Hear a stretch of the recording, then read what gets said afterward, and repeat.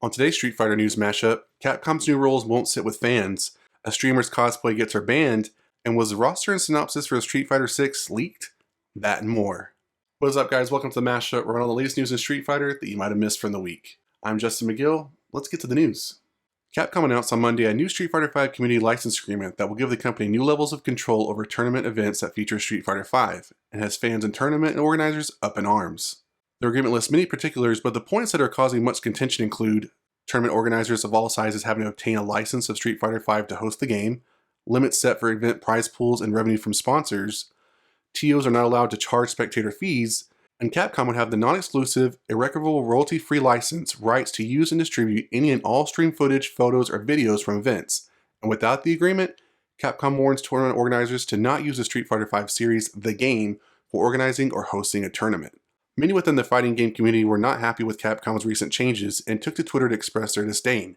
Luckily for them, Capcom responded. Capcom's response reads, "Yesterday we published a new Street Fighter V community license agreement. Our aim was to make the running of an event with Street Fighter V easier. When tournament organizers have contacted Capcom about running community events with Street Fighter V in the past, the approval process has always taken a lot of time. We want to make the rules clear and to allow for much faster approvals. We're also keen to building tight relationships with tournament organizers and to encourage safe spaces to play Street Fighter V. Thank you to everyone who has sent us feedback thus far on the new agreement. We're reviewing the feedback with the wider Capcom team and will follow with more updates soon." This will of course be an ongoing story, but hopefully Capcom will rethink their approach and everyone can come out happy no matter what comes. Twitch has been in the news quite a bit lately with bans against streamers violating its dress code. The latest streamer to be affected is streamer at @STPeach, better known as Peach, who was banned while cosplaying during a charity broadcast. Peach was streaming out of the Games for Love charity to bring money to children who need it most. To raise money, the streamer did a Cammy cosplay and wrote the names of those who donated to the cause on her body. While she managed to raise close to $10,000 for the cause, the next day the streamer found her Twitch account had been banned due to a clip of her getting up from her chair that shows enough of Peach's peach to raise Twitch alarms. Now the Street Fighter character Cammy, whose costume is generally a green thong bodysuit, does expose her legs and backside, and Peach's Twitter account does show that the streamer does like to showcase her body.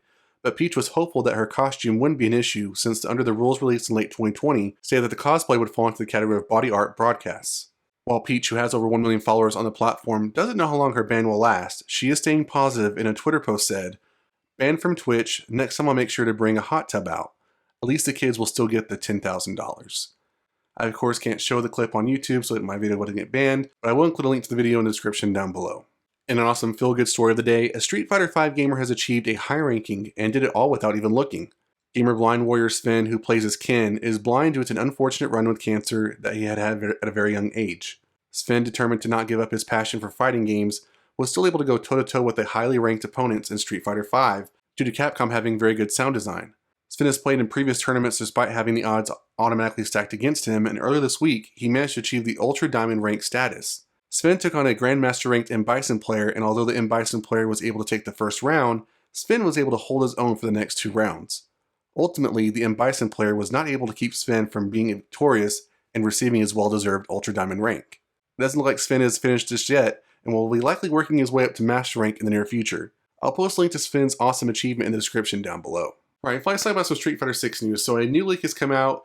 This one's very interesting because it does not come from a source that we usually get leaks from, so Reddit, 4chan, GameFAQs, any type of website like that. This actually has come from a movie ticket trailers movie screening site called Gafobo Screenings, and it came in the form of an email, which is interesting. So almost plus like automated or like a placeholder, which is what I'm guessing this is when we read it. But the leak is interesting because it gives us a potential cover art or box art of what Street Fighter 6 will look like, which is kind of cool. So we can see that, which I think looks good overall and would be kind of cool. I mean, the logo and having Ryu there with kind of like a blue glow and the kind of street in the background looking graffiti looking stuff looks cool. I can dig it. And then to the right of that, we've got more of the information that we're looking for. So we have the title of the game, no rating, which of course because the game is still in development, a release date, a synopsis, and the roster, which is what we're looking for. So let's get to it. So the release date says summer 2022, which is interesting because we're supposed to get new information in summer 2022 about the game. So I don't know if they're going to give it to us and release at the same time. They might, they could, but I'm kind of skeptical about that. So the synopsis reads, "Here comes the new Street Fighter. It's official. Street Fighter 6 is in development. Stay tuned for more news coming summer 22. It takes place in 16 years after the events of Street Fighter 3.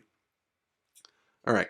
So we know that a lot of times with these leaks, anytime there's bad grammar, and this also doesn't give us a lot to go off of, right? Like, the only part that's actually like a synopsis, like a story or description about what the game is the last sentence where it says it takes place in 16 years after the events of Street Fighter 3. But that doesn't read right. It would say the game takes place 16 years after the events of Street Fighter 3 and then continue. So all the stuff in the beginning is what we already know of and it's kind of fluff. So I'm like right off the bat, we know that this is probably not real. It's probably fake. But yet again, anytime we post these leaks, you always take them with a grain of salt. It's just all in good fun, just makes for good discussion. But the part that I think is really interesting below is the returning characters, because it's really kind of a culmination of a lot of characters throughout the years. Of course, 16 years after the events of Street Fighter 3. So it makes it very convenient that you can list all these characters. But this is what it reads. So we have Ryu, Ken Masters, Alex, Sean, Chun-Li, Sakura, Rashid, Laura, Akuma, Yang, Yun, El Fuerte, Abel, Guy, Cody, Aiden, or Adam, Minot, or it's probably French, Minet, and more. So it doesn't mention Luke, and we know that Luke is going to be in the game, obviously from the teaser trailer. So just from that, we know that this is probably not real. Now, a lot of those characters that are listed are characters that are fan favorites. I've heard a lot of y'all mention those in the comments below. So I know that these are characters that fans want to see, so it's very convenient that it ends up on the roster. Now, Street Fighter, amongst a lot of games like Tekken, Mortal Kombat, they have a lot of characters that they've had throughout the years, so the roster could be really big. I'm not sure that Street Fighter 6 is going to have a roster that, not so much that big, but that diverse right off the bat. I think they're going to want to load it with a lot of characters that fans are used to, add a couple of newer characters, uncommon characters, but then leave all those for DLC, right? And I think given what we saw in the teaser where it's Ryu and Luke, I think that they'll be maybe part of the focus of the game, and then we'll have, of course, all of the other mainstay characters, and then the other characters follow. But, of course, we did not get anything other than that. So that's all the information we got from that leak. But it's just kind of skeptical, and I would, of course, take everything with a grain of salt. This makes for good discussion. But what do you think about the stories from today's episode?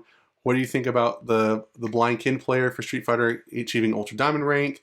What do you think about the banned Cosplay player on Twitch? What are your thoughts on Capcom's new license agreement rules for Street Fighter 5 at tournaments? And how do you feel about this leak as far as the potential look for the cover art, box art? We think about the one line of the synopsis that could be kind of true, and we think about the roster. That's it for today's episode, guys. If you enjoyed, hit that like button. If you want more, subscribe to the channel, and I'll see you guys next time on the MashUp.